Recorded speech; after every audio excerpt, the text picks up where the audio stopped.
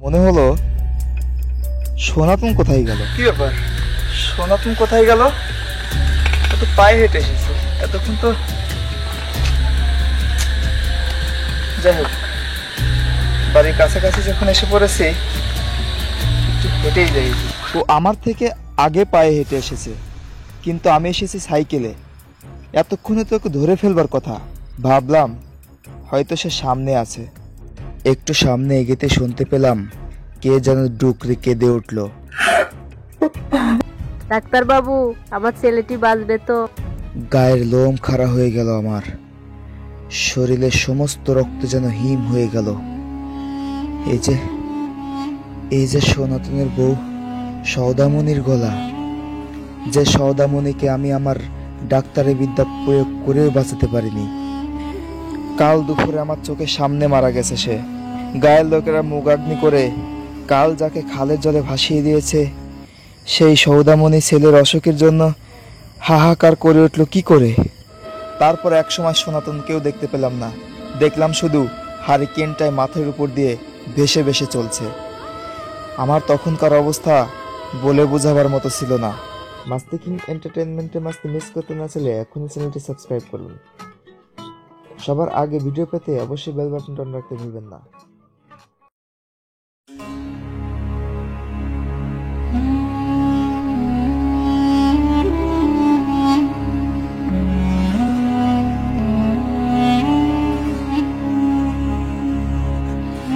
ঘটনাটি আজ থেকে প্রায় 40 বছর আগের ঘটনা।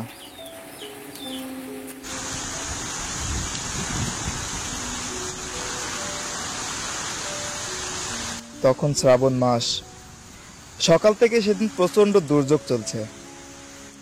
গ্রামে কলেরা মহামারী আকার ধারণ করেছে। গ্রামটা প্রায় ধ্বংসের মুখে। সেই দুর্যোগে সারাদিন রোগী দেখে রাত্রিবেলা ক্লান্ত হয়ে ঘুমোচ্ছি। এমন সময় হঠাৎ দরজায় কড়া নাড়ার শব্দ। ডাক্তারবাবু, ডাক্তারবাবু, ডাক্তারবাবু, ডাক্তারবাবু, ডাক্তারবাবু, ডাক্তারবাবু, ডাক্তারবাবু, ডাক্তারবাবু।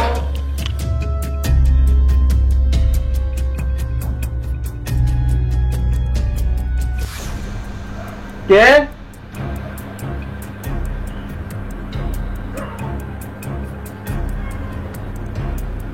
কে ডাকে? ডাক্তার বাবু, আমি সনাতন। সনাতন বাতাসপুরে থাকে। কাল ওর স্ত্রী কলেরায় মারা গেছে। কিন্তু এত রাতে সনাতন আবার এসেছে কেন? তবে কি আবার নতুন করে কারো অসুখ করলো?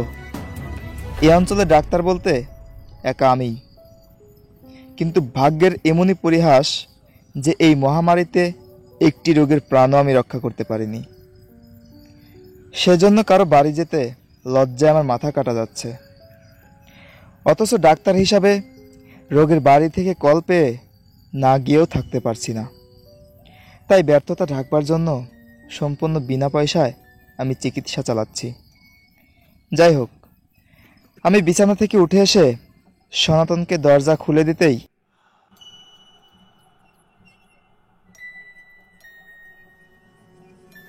ডাক্তারবাবুকে বাঁচান। কি হলো সনাতন? কার কি হলো আবার? ডাক্তারবাবু, আমার একটি মাত্র ছেলে, তারও হয়েছে। আপনি যেভাবে পারেন ডাক্তার সাহেব, আমার ছেলেকে বাঁচান।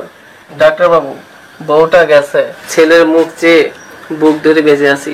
ওকে যেভাবে পারেন ডাক্তার সাহেব আপনি বাঁচান। ডাক্তারবাবু, ও চলে গেলে আমার আত্মহত্যা করতে হবে, না হলে আমি পাগল হয়ে যাব। আচ্ছা ঠিক আছে, তুমি দাঁড়াও, আমি আসছি। ঠিক আছে, তুমি ব্যাগটা নিয়ে গেও, আমি ফ্রেশ হয়ে আসি আর সাইকেলটা নিয়ে আসি। ডাক্তারবাবু, তাহলে আমি আগেছি, ছেলেটা ঘরে একা আছে। ঠিক আছে, আমি ফ্রেশ হয়ে আসছি, যাও। আচ্ছা ডাক্তারবাবু।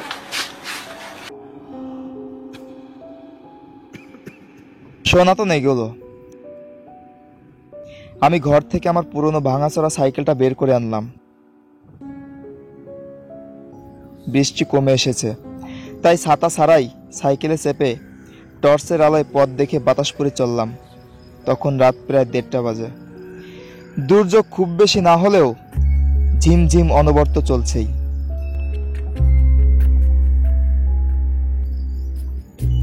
মাঝে মাঝে আকাশে বিদ্যুৎ চমকাচ্ছে, গুড়গুড় করে ম্যাগও ডাকছে মাঝে মাঝে।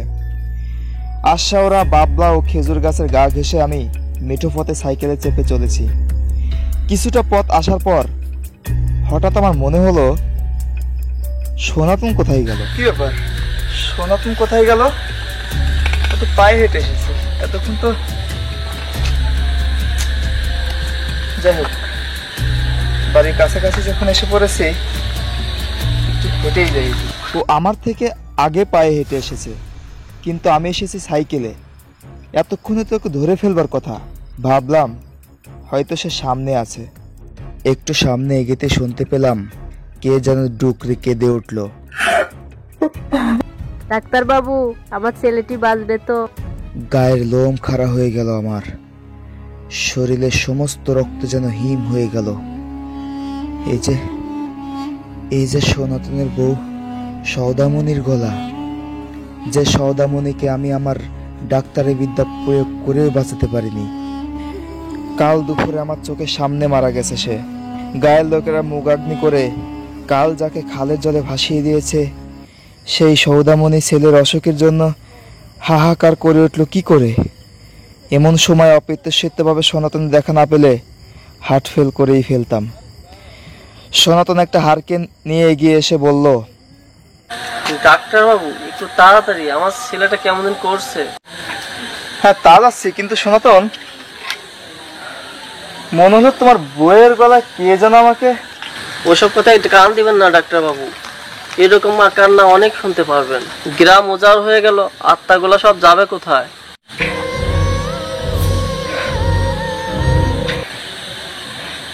ঠিক আছে, চলো এগো। আমি মনে কিছুটা সাহস সঞ্চয় করে সনাতনের পিছু পিছু চলতে লাগলাম। কি জোরে হাঁটছে সনাতন! তারপর একসময় সনাতনকেও দেখতে পেলাম না। দেখলাম শুধু হারিকেনটায় মাথার উপর দিয়ে ভেসে ভেসে চলছে। আমার তখনকার অবস্থা বলে বোঝাবার মতো ছিল না। আমি মনোমুগ্ধকরের মতো সেই আলোর অনুসরণ করতে লাগলাম। একসময় আলোটাও মিলিয়ে গেল। আমি সনাতনের ঘরের সামনে এসে দাঁড়িয়ে পড়লাম। চারিদিকে অন্ধকার, শুধুমাত্র আমার টর্চের আলোয় ঘরের সামনে দাঁড়িয়ে কাপা কাপা গলায় সনাতনকে ডাকতে লাগলাম, সনাতন কই গেল, ডেকে নিয়ে আসে। সনাতনের কোনো সারা শব্দ নেই। আবার ডাকলাম। আমার ডাক শুনে আশেপাশে বাড়ি থেকে 2-1 জন আলো নিয়ে এগিয়ে আসলো।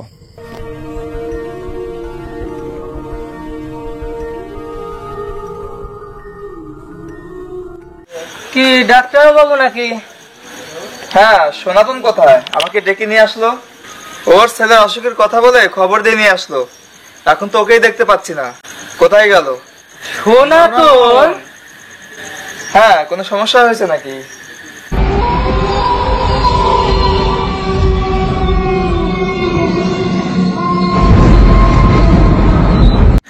সনাতন আপনাকে ডেকে আনতে হলো? হ্যাঁ, আমার ব্যাগটা হচ্ছে বয়ে আনলো সে। সে কি, এই তো সন্ধ্যাবেলায় তাকে খালের ধারে রেখে আসলাম। এই প্রচন্ড দুর্যোগে সন্ধ্যাবেলায় অসুখে পড়ে শেষ হয়ে গেল বেচারা। আপনাকে একবার খবর দেওয়ারও সময় পেলাম না।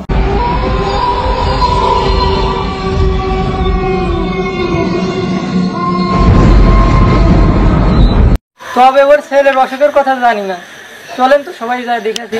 হ্যাঁ চলেন, সবাই দেখে আসি কি অবস্থা।